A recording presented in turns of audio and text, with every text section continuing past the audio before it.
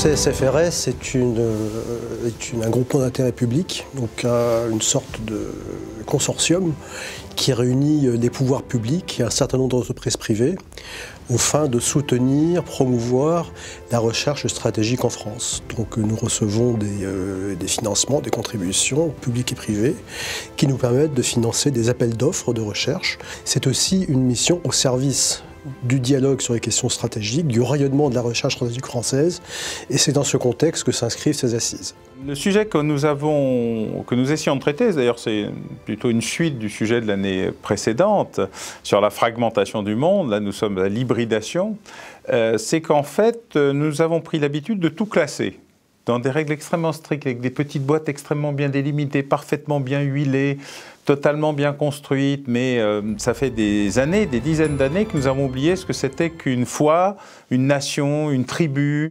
L'hybridation, c'est ce mélange nouveau entre la criminalité organisée, la criminalité de droit commun, et les phénomènes de violence politique, le terrorisme, la guérilla.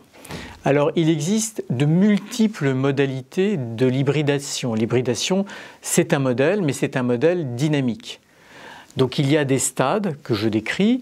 Le premier stade de l'hybridation entre organisation politique et organisation criminelle, c'est évidemment celui tout simplement des relations d'échange, de réciprocité.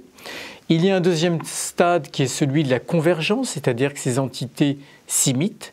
Et puis il y a le stade supérieur, le stade suprême, qui est celui de la mutation, quand ces entités deviennent à la fois politiques et criminelles. Les djihadistes ou les terroristes que nous avons connus lors des attentats de 2015 et de 2016 avaient quasiment tous un passé de criminels ou de délinquants de droit commun.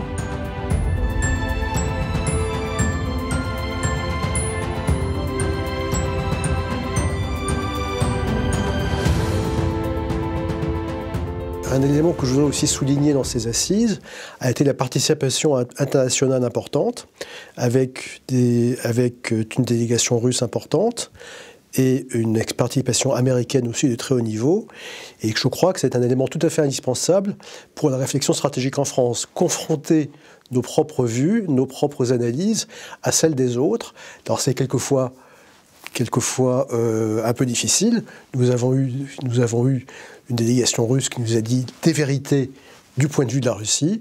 Eh bien, si on veut faire de l'analyse stratégique, c'est ensuite de la recherche stratégique, il faut être capable d'entendre des points de vue différents, des points de vue qui même parfois peuvent nous heurter, mais je crois que c'est une obligation pour nous si nous voulons nous défendre dans le monde qui vient. La Russie jouait toujours un rôle historique de la barrière en face des prétentions de la domination mondiale. C'est une sorte du destin historique que nous réalisons même contre nous-mêmes. Sans le savoir ou bien sans le vouloir. C'était le cas pour Karl XII de Suède, c'était le cas pour l'empereur progressif qui était Napoléon, c'était le cas pour le chef terrible que était Hitler, c'était le cas aussi peut-être pour l'Amérique, bien sûr dans d'autres formes, on ne parle pas de la guerre, on parle de la paix. Mais de la paix qui devrait exclure la possibilité du chantage. C'est ce genre de paix qu'on aimerait avoir avec l'Occident. C'est eux qui ont cassé les reins des islamistes dans la zone Syrie-Irak et personne d'autre. Et voilà, donc c'est important, ils jouent un rôle important dans les affaires qui ont motivé l'existence de la journée d'aujourd'hui.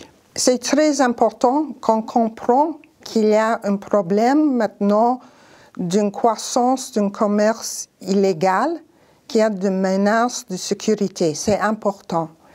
Mais il n'y a pas une solution. Il y a bien des choses qu'il faut faire pour éviter ces menaces. Et pour ça, il faut une collaboration entre les commerces, entre les États, entre les organisations multinationales et entre les citoyens du monde.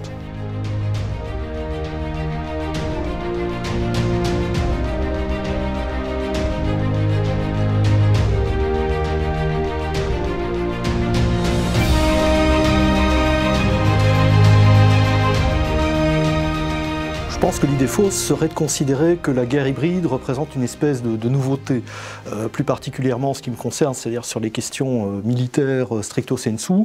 Il est évident qu'il y a un décloisonnement d'office et historiquement précoce entre les aspects internes et externes d'une part, mais aussi entre les aspects différenciant d'une manière un petit peu trop idéale typique le combat régulier du combat irrégulier. Tout est interpénétré et de ce point de vue-là, il n'y a pas de nouveauté.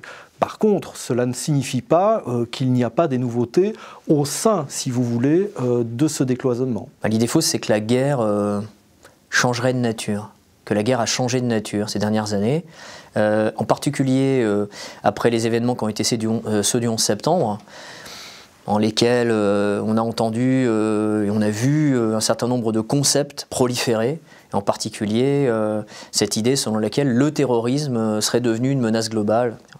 Bon, au bout de 15 ans de séquences irako-afghanes, dans lesquelles finalement sur le plan politique on a vu très peu de résultats, eh bien on commence à se poser des questions et on commence à comprendre qu'en réalité, il est peut-être intéressant, comme disent certains politistes américains, d'ouvrir de vieux livres, et par exemple de relire Clausewitz, et de se rendre compte que si la guerre peut changer de forme, elle ne change jamais de nature. C'est toujours une opposition politique, une tension de volonté entre deux acteurs. Donc ce qui va compter, c'est cette tension de volonté, la nature de l'objectif, ce qu'il constitue et représente vraiment pour chacun des adversaires, et surtout ce que j'appellerais le capital sacrificiel que chacun est prêt à poser sur la table dans la durée pour parvenir à l'objectif. Et en réalité, en disant qu'on menait une guerre contre le terrorisme, on s'est totalement trompé d'objectif. Le terrorisme est d'un mode d'action, il est à disposition de n'importe quel acteur, hier comme aujourd'hui, et on ne fait pas la guerre à un mode d'action. On fait la guerre à des groupes armés qui sont issus d'un terreau mental, culturel, politique, particulier, et c'est en comprenant ce contexte-là qu'on peut parvenir à avoir des résultats politiques suite à une opération armée. Nous avons un souci avec ceux qui n'ont pas d'histoire coloniale, notamment nos amis américains. C'est qu'on ne construit pas le monde en copier-coller sur la base d'une expérience qui est la leur et qui n'est duplicable nulle part. Les valeurs sont transmissibles, les constructions démocratiques ne se font pas par un clic de souris en espérant tout d'un coup que quelque chose va se passer. C'était vrai en 1979 en Iran, ils l'ont oublié. C'était vrai pour l'Irak où la France a eu le courage et la volonté. Je rends toujours hommage à la lucidité du président Chirac de n'avoir pas été envahir l'Irak, car il savait, et nous en avions parlé déjà à l'époque, que ceci allait créer le chaos. Et ainsi de suite. Donc il y a des moments où il faut se méfier des bonnes volontés et de ceux qui voient le monde comme un univers de bisounours charmants pour retrouver la réelle politique, ce qui n'empêche pas d'avoir des valeurs et de défendre des principes fondamentaux, la liberté de la presse, la démocratie, la capacité au dialogue. Mais il faut qu'on s'arrête de projeter sur le monde l'image qui serait que nous n'aurions que la seule vraie vérité.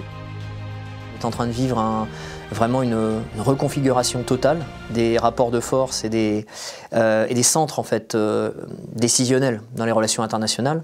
Des relations internationales de moins en moins occidentales, ou en tout cas fonctionnant sur des modèles occidentaux qui finalement ont été ceux qui ont été mis en place après 1945, parce que le mur de Berlin n'a pas fait cesser ces héritages de 1945 et des équilibres de force qui avaient été institués et créés à ce moment-là. Le 11 septembre ne les a pas modifiés non plus. Ce qui les a modifiés, c'est vraiment les années qu'on vient de vivre, où on voit, par exemple dans la crise syrienne, à mon avis, voilà, c'est ce qu'il faut suivre, la manière dont elle va être réglée ou pas. On a vu l'émergence de forums, de centres de négociation, de formats diplomatiques qui ne sont plus directement créés, tenus, animés par les Occidentaux. Pas par les Occidentaux seulement.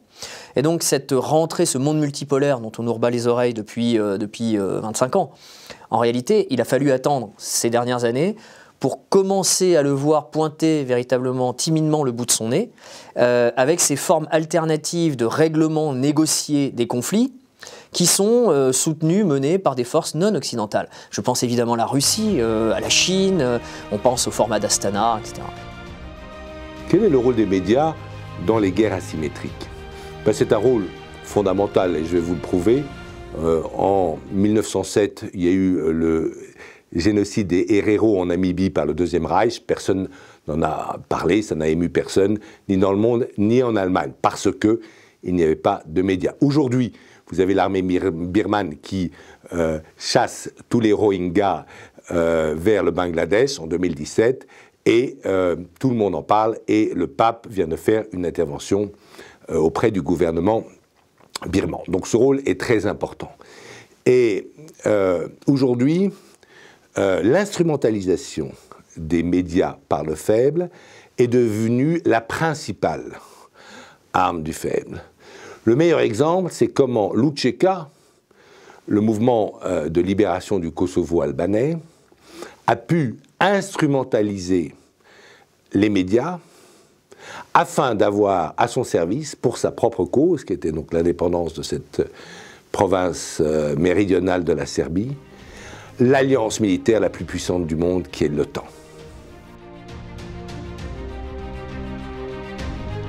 Les entités hybrides sont des entités complexes et les individus hybrides sont eux-mêmes complexes. Donc on trouve chez ces entités comme chez ces individus des doses plus ou moins fortes ou de prédation ou de politique. Et on peut trouver dans une entité hybride des individus qui sont plus des politiques que des prédateurs.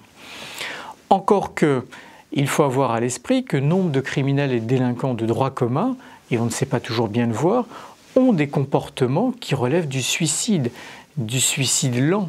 Quand vous savez que votre destin social, c'est inéluctablement la mort violente et la prison, on peut y voir une forme d'autodestruction, mais qui est en quelque sorte masquée. La coordination du renseignement et de la lutte antiterroriste, c'est à la fois une mission classique de coordination et d'information de nos hautes autorités, mais c'est aussi plus que ça, à partir du renseignement qui est produit par les services de renseignement et qui est consolidé par nos soins, nous cherchons des enrichissements de nature à éclairer au meilleur niveau nos plus hautes autorités. Et cet enrichissement, il aide à constituer une vision plus perspective, plus large, sur différents points. Sur le plan géopolitique, tout d'abord, puisque nous sommes dans un monde fragmenté qui, dans bien des endroits, malheureusement, est chaotique, et de la fragmentation et du chaos naissent souvent le crime et la terreur. Donc il nous faut traiter ces sujets. Et à cet égard, il nous faut les traiter sans déni, sans amalgame, et sans se contenter d'un traitement de surface ou d'urgence, mais en allant, si possible, à la recherche des causes profondes.